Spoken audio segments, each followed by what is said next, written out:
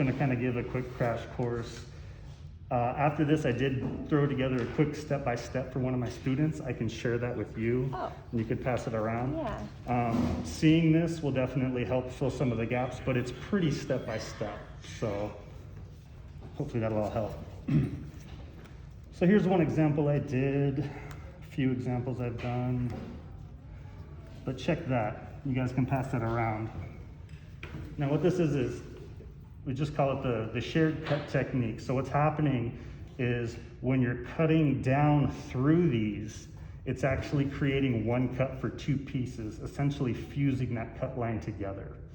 Now in doing so, it cuts any air for trying to match up any edges, and just makes the work look real sharp at the end of the day. I have my old projects next door if you guys want to see what those kind of look like done in project form. So the way you want to go about this is, what are our center squares, right? The 4.4, that tends to be the same measurement on everything. These are not 4x4 accurate, so keep that in mind. Your ears will look smaller.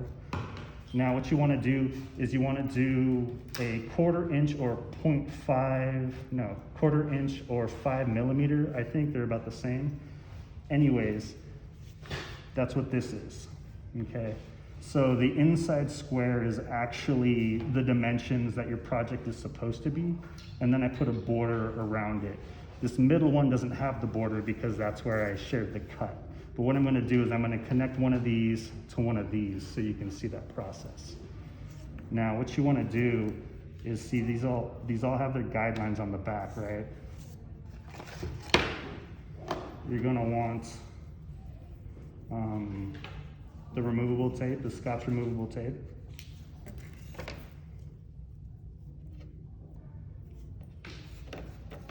And just go ahead and have some kind of fairly long pieces, which becomes important so that when you cut through these, it doesn't separate all the work, because the way this kind of works is once that cut line has been separated, it never quite goes back together the same. You can finesse it in there, but you just really want to work on not allowing any of these pieces to budge or move as you go about cutting them. So if you got to tape it down to this, go ahead and do so. Now, check this out. Lean in if you need to, or come around. What you want to do is, when you line these up, you need to line up the tab lines. So this will be your cut line, and here's your inner tab, and here's your outer tab. Does that kind of make sense? Mm-hmm. They need to overlap, right? Because if you do this, and you cut one side or the other side, there's gonna be that gap in between your work when you flip that over. Does that kind of make sense? So you wanna line it up here, really be good about these back measurements. This is done really kind of quick and rough so you can see it's not lining up here. You really wanna spend time, double measure, triple measure, make sure those measurements are perfectly square and accurate on the back. That takes a lot of that'll kind of foolproof your work for issues later. So line them up, line your vertical cut line, then you want to also line your horizontal cut line. So it's kind of like that. I'm gonna get into the tape. Be generous with this tape. Go over, not just to the edge, go well over your work. You're gonna want that excess. I'll show you why in a second. I'm gonna flip it. I'm actually gonna tape the inside as well. The reason you wanna use this tape is because it tends to not really leave a residue on the surface.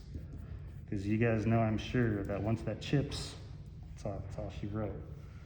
I prefer X-Acto knife for this because I just have a lot more control over it versus the Ofo blade. If you don't have one, I'd suggest to get one. So we have this, right? We have our cut line. We have our front side. Now, here's where it gets a little tricky. Now, if you look at this, here's my flap on the back side. What you want to do is go ahead and get down, cut on that cut line, It's not gonna be as difficult to cut through these as any of your other materials, but you do wanna give it a couple good lines, make sure you're fully through. Some of my students have been taping this kind of back area off because as you cut it, it will wanna run away. What works for me is I just hold it down really firm, and then this excess tape on the edges actually really helps the strength of that inner piece. So I know this is fully through. So then what I do is I cut 2 little grooves. I cut one here and one here. And I cut from the line away from the cut. So then what I do is I just flip this guy back. Flap number 1 is now gone. Now that back is no longer sealed, it's only sealed on the front. So we have to reseal the back, because obviously there's no tape on the front when we're all done with this. So reseal the back. Now I can already tell there's probably a little gap there. Again, this was done really quick. Just kind of show the technique. Then the same on the back, there's gonna be a flap. Cut from your cut line away, so that when you flip the flap, and this is where you kind of want to be careful, you don't want to chip that upper line.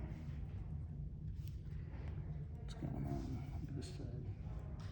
Here we go. And then pull them away. Now the top flap is gone. Then you're going to have to go in, clean up your edges. I'm not cleaning them up very well here, obviously, but get in there. Very carefully get that top tape to come off. Try not to, then you can see there,